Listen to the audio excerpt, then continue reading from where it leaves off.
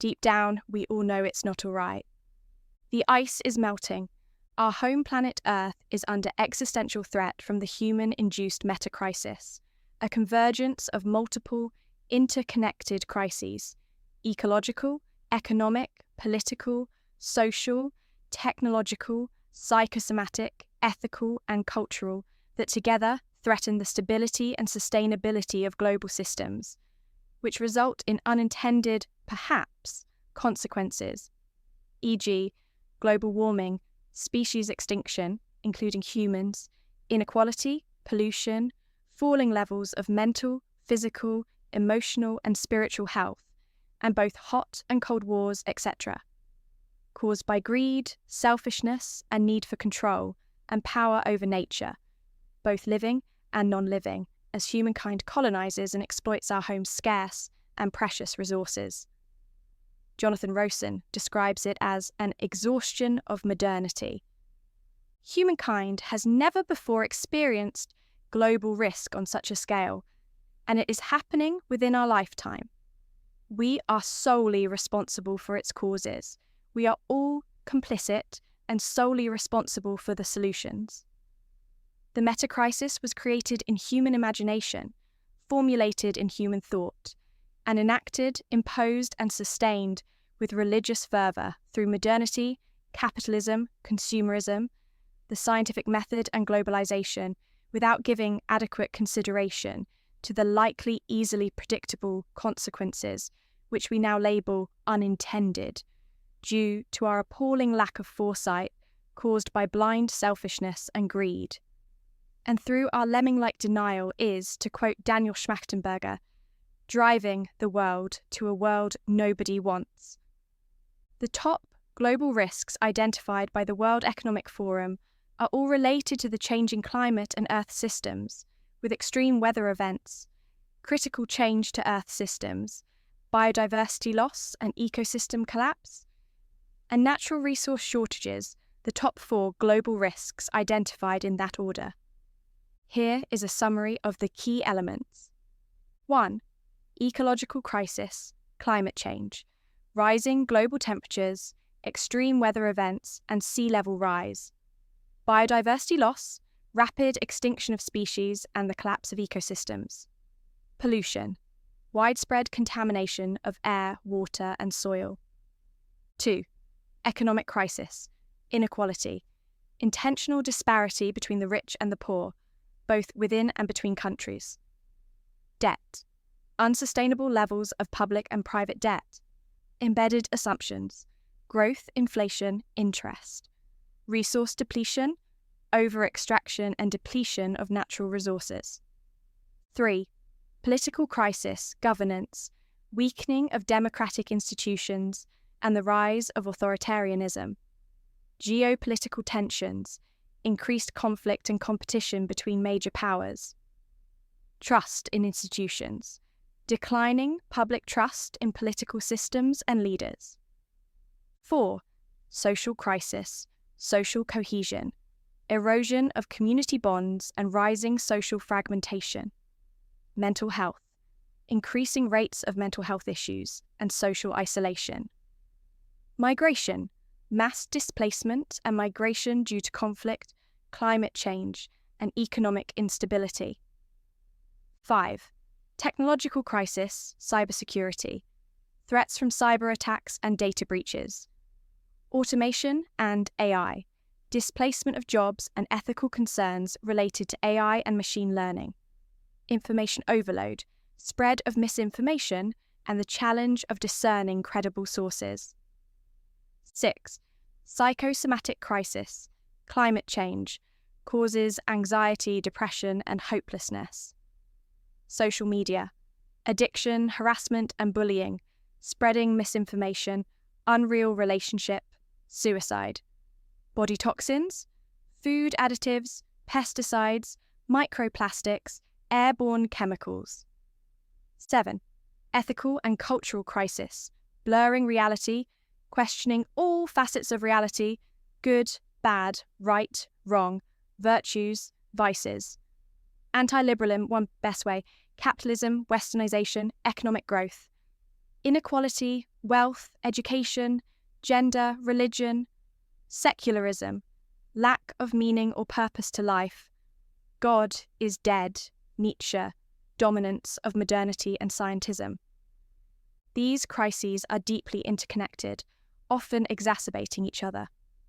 For example, economic inequality can worsen social cohesion, and ecological degradation can drive political instability and migration. Some of the key statistics relating to the foregoing are: the human population in 1975 was 4 billion. 48 years later, in 2023, it had doubled to 8 billion. 50% of fossil fuel emissions caused by humans have been emitted since 2000, in just 23 years, and during this time, global GDP per capita grew by 130%. Emissions from fossil fuels are still growing, up over 23% since 2000 and 7% since 2020, despite efforts to transition to renewable energy. 19 of the warmest 20 years have all occurred since 2001. Less than 20% of waste is recycled annually, with the remaining 80% becoming part of landfill sites. Humans account for 30% of the weight of mammals, with the next 60% for the animals we eat, so 90% in all for humans. There is little left for the rest of the living world. The world population could be too big to feed itself by 2050. The way we produce, process, distribute, and consume our food is profligate. Roughly 1/3 of all the food produced in the world every year is lost or wasted. It is estimated that the cost of damage caused by climate change will be $600 trillion if we stay on our current trajectory. That is more than the total current wealth of the world. Historically, these costs were not priced into the market and were externalized from the balance sheet of the capitalist system onto nature's balance sheet, but inevitably they will at some point be borne by the capitalist system that benefited from them.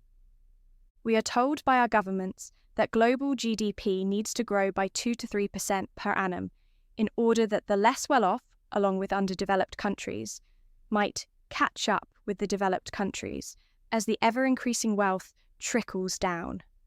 However, what transpires is that the wealthiest gain vastly greater from such growth.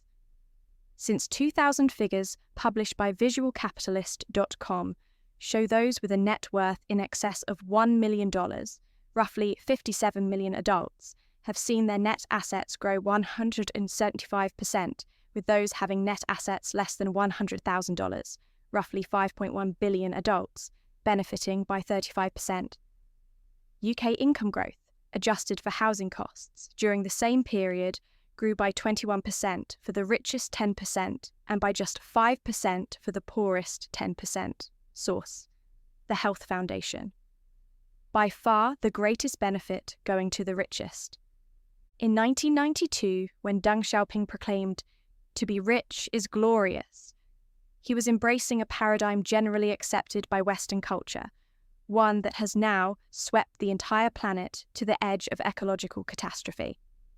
Since this proclamation, just 32 years ago, the global population has grown 47% from 5.5 billion to 8.1 billion, and annual CO2 emissions have risen 68%, with more than half of the cumulative CO2 emissions currently in the atmosphere accruing during this period. There can be little doubt that the majority of those living during this time bear responsibility for such, and accepting this is key to correcting the situation. To be rich is glorious, achieved through insatiable consumption and predatory capitalism, is now the taken for granted maxim underpinning many human actions, either explicitly or implicitly, consciously or unconsciously. We are addicted to it. However, its implicit promise of ever-increasing riches for humankind is a false one, as it favours the few, with the poorest 50% getting just 2% of the wealth, all generated at an unacceptable ecological cost. Like all addicts, we need to be weaned off our addiction or perish. The 21st century could be described as a transitional or hybrid century, as we wean ourselves off our deadly addiction to consumption, hybrid, cars, work, identity, production, etc.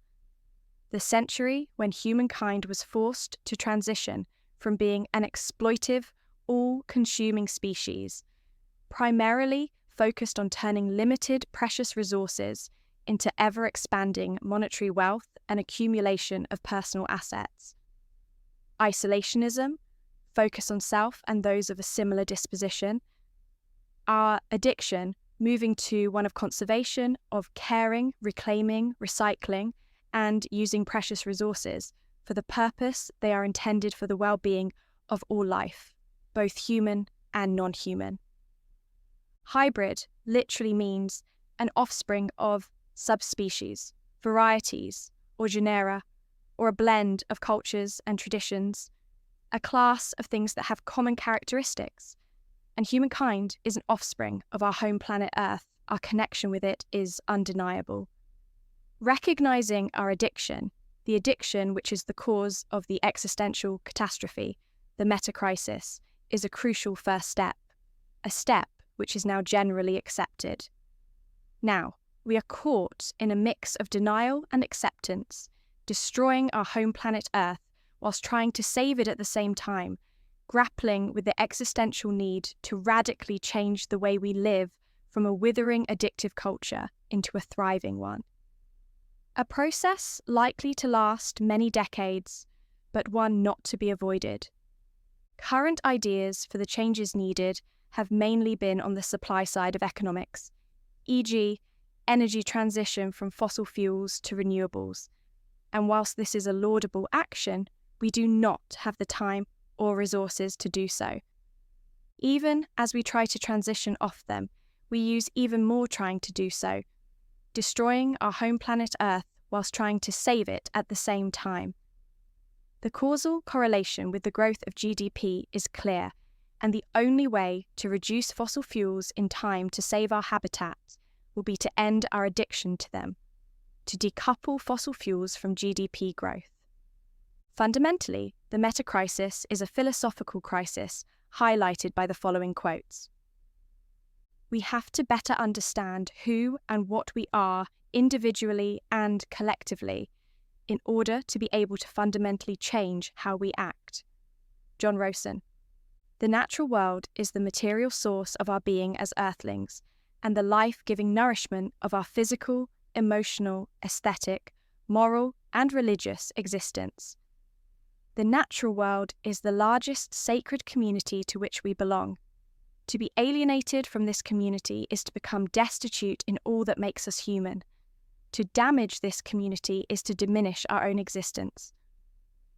All human professions, institutions, and activities must be integral with the earth as the primary, self-nourishing, self-governing, and self-fulfilling community. To integrate our human activities within this context is our way into the future. Thomas Berry. The entire economy is based on nature.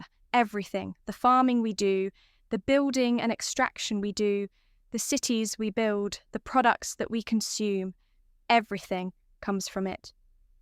Inga Anderson, unquote.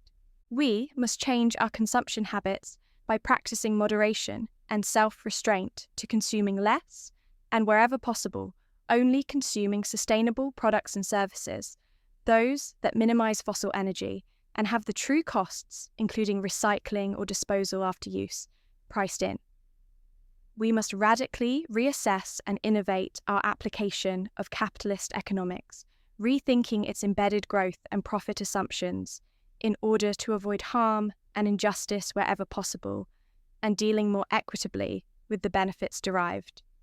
However, consuming less is an anathema in an economy fixated on monetary growth, but the key word here is monetary. What we need is a demand-led revolution towards higher monetary value and higher quality, longer lasting, sustainable, using less energy, more equitably produced products and services. Monetary growth, but now from sustainable products and services. Products and services which, to paraphrase Pete Seeger, can be reused, repaired, rebuilt, refurbished, refinished, resold, recycled, or composted, and if not, should be restricted, redesigned, or removed from the market. The opportunity thereby released for new products and new markets as we transition towards and then enact sustainable growth is enormous. Sage Lanier, in a recent talk at a Bioneers conference, concludes, "In order to solve climate change, we are going to have to consume less energy, which requires transforming our entire economy, not just our energy grid. We're running a linear system of extracting resources from the earth, turning them into goods, shipping those goods all over the world, and then landfilling them and starting all over again on a planet with a limited amount of resources. A culture based on ugly secrets of extraction and exploitation. We have to produce less cars, less furniture, less tech, less mindless and meaningless stuff. This is not anti-business or anti-innovation, but about a new era of enterprise focused on human and ecological wellness.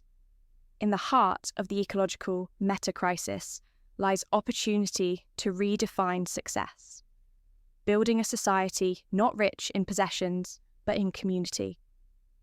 We have to aspire to an economy that doesn't just take from the planet, but gives back, creating a world where innovation, sustainability, and equity are woven in to the fabric of our society." Mihan Christ comments, "We're not talking about reducing GDP or having less money in some kind of metric. It's that we want to reduce the amount of material and energy that is being run through the economy." Martin Luther King asked, "Where do we go from here, chaos or community?" Unquote. Our only chance for survival is community. Communities whose philosophy is based upon ecology, equity, and natural law. If the human species has anything to offer to pull back from this catastrophe, it is our depth of consciousness, sense-making, storytelling, imagination, and intuition, and our capacity for empathy, compassion, perspective, care, creativity, and learning and development embraced through community.